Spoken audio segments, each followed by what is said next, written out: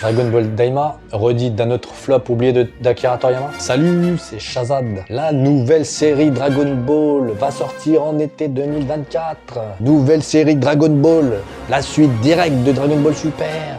Reste bien jusqu'à la fin pour connaître mon pronostic, mais aussi parce que je vais te révéler un anime que tout le monde a oublié aujourd'hui. L'anime oublié d'Akira Toriyama, qu'il avait soi-disant lui aussi supervisé et qui avait mal fini lui aussi. Et ça me rappelle Dragon Ball Daima et je te jure que j'espère que je me trompe, mais j'essaie d'être réaliste, un petit peu pessimiste peut-être, mais réaliste. Avant tout, abonne-toi à ma chaîne si tu es fan.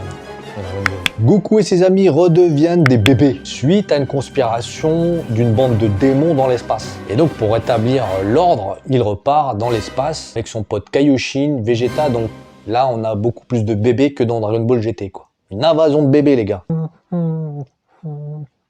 Et sérieux, qu'est-ce que vous avez avec les chatons dans The Marvels et là les bébés dans Dragon Ball Daima?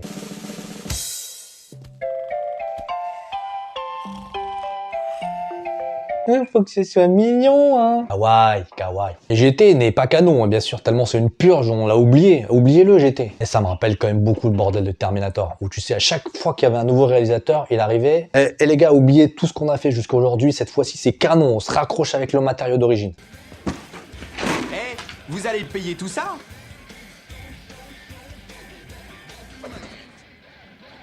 Parle à ma main.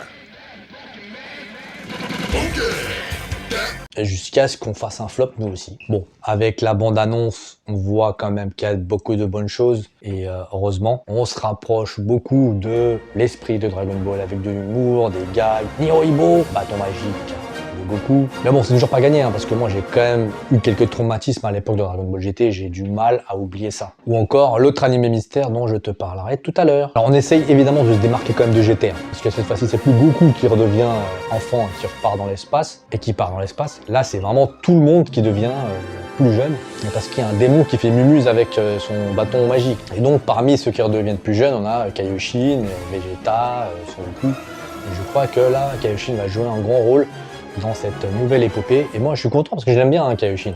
Il est stylé ce... Bon, beaucoup restent sceptiques dont moi évidemment parce que finalement avec la tournure que prennent les choses, on voit bien qu'on va aller chercher un public plus jeune là avec Dragon Ball Daima. Et donc ça rejoint un peu ma théorie de la pokémonisation de Dragon Ball. Et en plus, on veut quand même garder les plus grands hein, parce qu'on nous a promis quoi? Du sang. Il y aura du sang les gars, attention ça va saigner là. Tu ne le sais pas encore, mais tu es déjà mort. Quoi? Qu'est-ce que tu dis? Ah.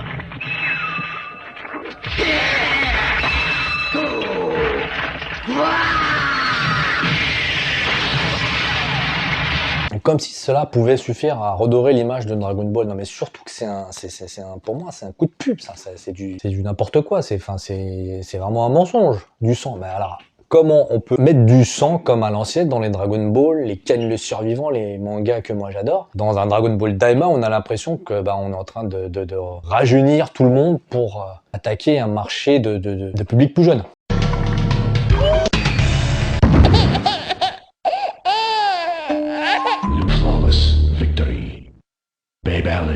Pour moi, c'est un mensonge marketing, c'est tout. On nous dit que cette fois-ci, Akira Toriyama va être plus impliqué. Il est là, non mais là c'est sûr. On nous dit que cette fois-ci, Akira Toriyama sera beaucoup plus impliqué. En tout cas, moi, ça démontre un truc. Comme quoi, ça veut dire qu'il n'était pas là avant. Donc ça veut dire qu'on nous avait bien mytho en disant que Akira Toriyama, il était là supervisé dans Dragon Ball Super. Eh bien non, il ne l'était pas. On avait que le pauvre Toyotaro avec son copycat qui faisait de l'imitation.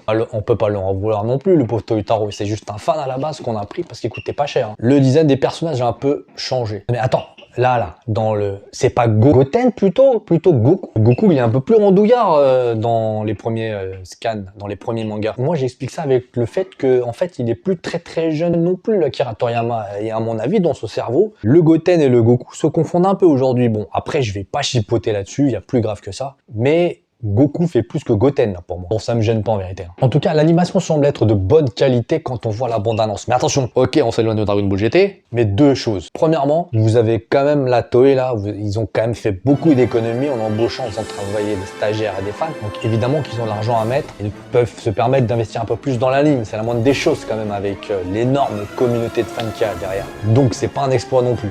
Deuxième point, l'Atom nous a démontré de nombreuses fois qu'un anime, il évolue avec le temps. Et moi, je me rappelle qu'avec l'anime Mystère, dont on parlera tout à l'heure, eh ben, la qualité, si on voulait au bout d'un certain moment. Donc, ne te fie pas trop à la bande-annonce non plus. Hein. Bon, on va essayer de garder espoir quand même. Hein, ça va être cool, ça va être agréable à regarder, j'espère. Bon, comme à l'époque, avec l'armée du ruban rouge, Tao Pai Pai, les tournois, le démon Piccolo, franchement, c'était super. J'espère retrouver ça, moi, personnellement. Mais plus j'y pense à ce souvenir, en fait, plus je me dis, voilà, en fait, ils n'arriveront jamais à reproduire l'exploit. Parce que chaque perso de l'armée du ruban rouge, si on prend cet exemple, eh ben, chaque colonel, lieutenant, mais c'était tellement super bien inventé, c'était tellement drôle. Le colonel violet, là, le ninja, ou Franky 8, ou encore Tao Pai Pai, mais c'était hilarant, en fait. C'était tellement génial. Et quand je regarde la bande-annonce de Dragon Ball Daima, j'ai pas l'impression que ces méchants qu'on nous montre deviendront aussi cultes que ceux-là,